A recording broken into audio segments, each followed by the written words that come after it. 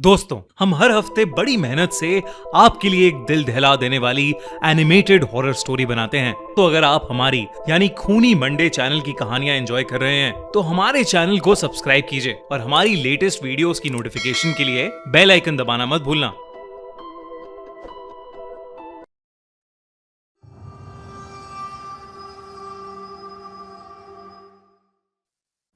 लबोबू horror story. मिलेन अपने dog bio के साथ चाइना के शंघाई शहर में रहती थी। वैसे तो वो चाइना के एक छोटे से गांव से थी, पर अपने फादर की डेथ होने के बाद वो अपनी माँ और बहन के लिए पैसे कमाने शंघाई शिफ्ट हुई थी। मिलेन की पर्सनालिटी बहुत ही स्वीट सी थी और वो एक टॉय शॉप में काम करती थी। उसे टॉयज बहुत पसंद थे, लेकिन उन टॉयज में से उसे सबसे ज्यादा पसंद थी डॉल्स। क्योंकि वो एक टॉय शॉप में काम करती थी तो वो डिस्काउंटेड रेट्स पर अपनी मनपसंद डॉल्स ले लेती थी। उसके घर में अलग अलग देशों से आई हुई यूनिक डॉल्स थी। एक दिन उसकी शॉप में एक लिमिटेड एडिशन लबूबू डॉल का कलेक्शन आया, जहां सारी डॉल्स आते ही बिक गईं। एक डॉल मेलिन ने पहले से ही अपने लिए अलग रख ली थी। उस लबूबू डॉल का कलर गोल्डन था, एक ऐसा शेड जो बाकी लबूबू डॉल से अलग था। वो डॉल बहुत ही सुंदर थी और उस लबूबू जितनी क्यूट स्माइल मेलिन ने पहले कभी नहीं देखी थी। मेलिन उस लबूबू डॉल को अपने घर ले गई। वो उस दिन बहुत खुश थी और बस उस लबूबू डॉल को निहारती जा रही थी। उस डॉल की प्यारी सी नीली आंखें, गोल्डन कलर का सुंदर सा फर, लंबे लंबे कान और प्यारी सी बड़े बड़े दांतों वाली स्माइल। मेलिन ने उस लबूबू को जोर से गले लगाया, उसकी ढेर सारी फोटोज खींची और अपने डॉग बाओ को उसकी डॉल फैमिली के नए मेंबर से इंट्रोड्यूस कराया। पर जहां बाओ सारी डॉल्स को देखकर खुशी से अपनी पूंछ हिलाता हुआ पूरे कमरे में इधर उधर भागता था, वहीं वो उस लबूबू डॉल को देखकर बहुत जोरों से भौंकने लगा, गुर्राने लगा। मेलिन को ये बात थोड़ी अजीब लगी, पर उसने सोचा कि बाओ शायद डर रहा होगा, तो उसने डॉल को अपनी शेल्फ पर रखा और सोने चली गई। मेलिन का डॉग बाओ, जो हमेशा उसके पास सोता था, उस डॉल को घूरता रहा और कमरे से बाहर भाग गया। अगली सुबह ऑफिस जाने से पहले बाओ लबूबू को देखकर जोर से भौंक रहा था। जैसे ही मेलिन घर से निकलने वाली थी, बाओ ने उसकी जीन्स पकड़ ली और उसे खींचकर उसके शेल्फ के पास ले जाने लगा। मेलिन ने बाओ को डांटा, लेकिन वो सुन ही नहीं रहा था। मेलिन ने गुस्से में बाओ को बाथरूम में बंद कर दिया और शॉप के लिए निकल गई। उस दिन उसका अपने टॉय स्टोर में सबसे खराब दिन गुजरा। हमेशा सबसे प्यार से बात करने वाली मेलिन अपने कस्टमर से लड़ पड़ी और उसे पता नहीं उस पर इतना गुस्सा आ गया कि वो उसके ऊपर चिल्ला दी। उसके बॉस ने उसी वक्त मेलिन को बहुत डांटा और उसे काम से निकाल दिया। मेलिन को कुछ समझ नहीं आया कि उसे अचानक इतना गुस्सा कैसे आ गया। वो रोते रोते वापस घर गई। उसने अपने बाथरूम का दरवाजा खोला। This is a true story. One night, 17 kids walked outside and they never came back. Matthew, where are you? A lot of people die in this story in a lot of really weird ways. This is where the story really starts. और तभी बाओ जोर से भौंकने लगा, लेकिन रोती हुई मेलिन का चेहरा देखकर वो शांत हो गया और उसकी भी आंखों में आंसू आ गए। मेलिन उस रात जल्दी सो गई थी। सोते हुए उसे किसी की हंसी सुनाई दी, एक अजीब सी हंसी जो उसने कभी नहीं सुनी थी। तभी उसने देखा कि उसके कमरे के कोने में कोई खड़ा हुआ उसे घूर रहा है। अंधेरे की वजह से वो उसे ठीक से देख नहीं पा रही थी।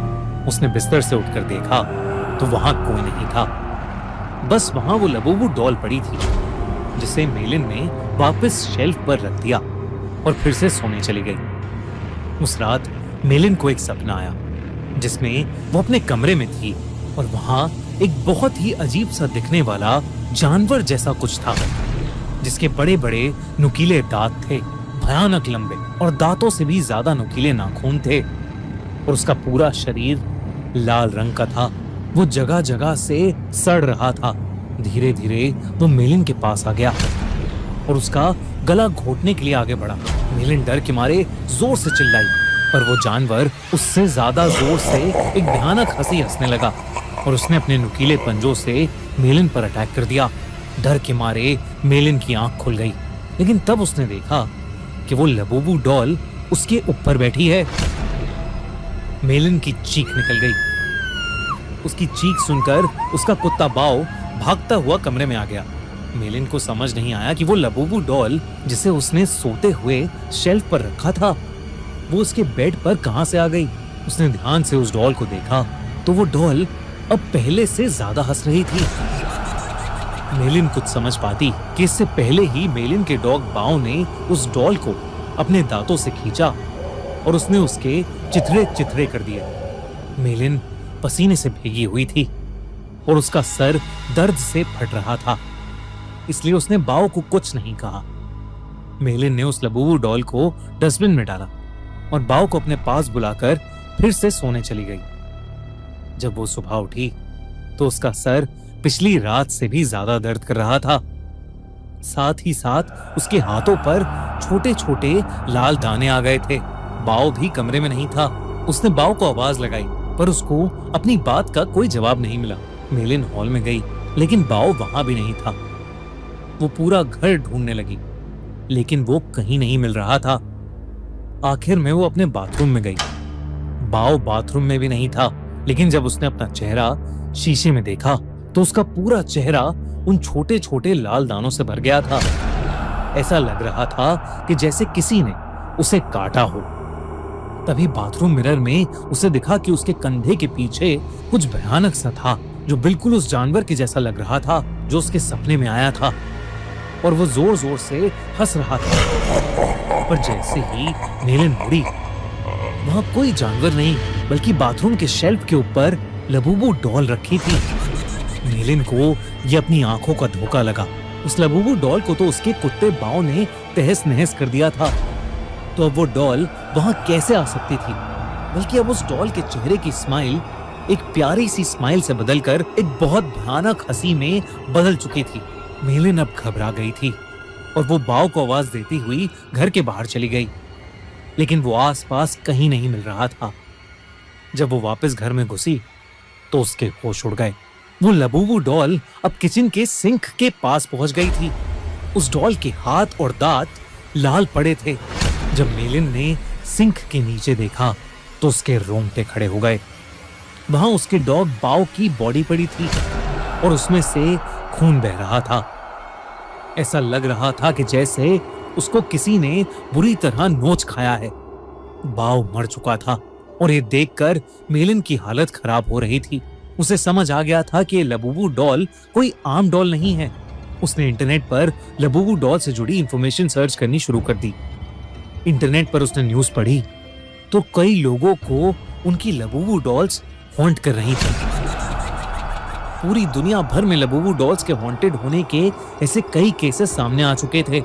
लबूबू डॉल लोगों को बाइट कर रही थी और उनके साथ बुरी बुरी चीजें घट रही थीं, जैसे उनकी जॉब चले जाना, उनका बीमार हो जाना या उनके किसी करीबी की मौत।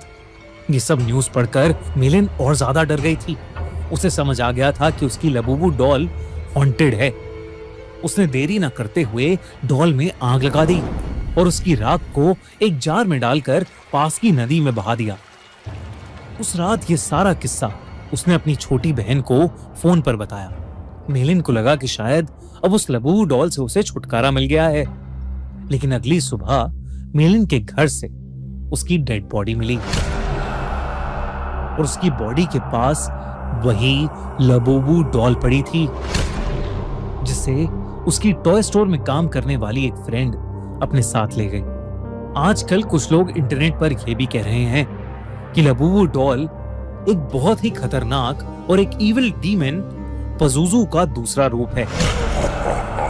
कई कंट्रीज में इन्हीं इंसिडेंट्स के चलते लबूबू को बैन कर दिया गया है, तो कई जगह लबूबू पर प्रीस्ट ने एग्जॉर्सिज्म भी किए हैं। दोस्तों, आपको क्या लगता है, क्या लबूबू डॉल सच में कर्स्ड है? क्या उसमें सच में एक डीमन है या ये सब बस एक अफवाह है?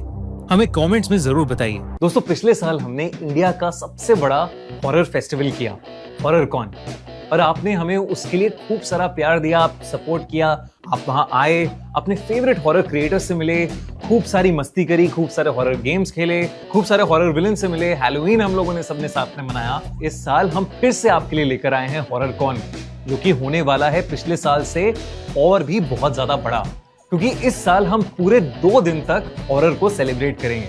आपके फेवरेट हॉरर स्टोरी टेलर्स आएंगे, हम एक हॉरर की पार्टी करेंगे जहां हम नाचेंगे, गाएंगे, मस्ती करेंगे और खूब सारे मजे करेंगे। तो आओ हॉरर कॉन में 25 अक्टूबर और 26 अक्टूबर को हो रहा है NSIC ओखला, दिल्ली में।